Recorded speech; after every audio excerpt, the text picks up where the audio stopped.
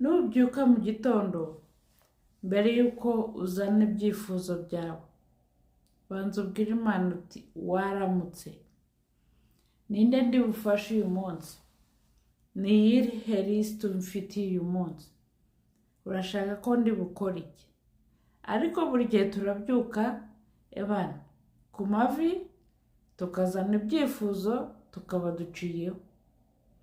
None Imana izakuvugisha ryari nutayiha umwanya?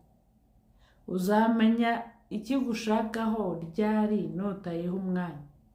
Ariko iyo ubyutse ukavuga waramutse Yesu, burya rero naraye ndose inzozi mbi, naraye ndose inzozi nziza, ariko se mbere yuko nguha ibyifuzo byanjye ni icyo umfitiye uyu munsi, ni iyihe lisiti umfitiye ndi bugukorere uyu munsi? Mureke tubanze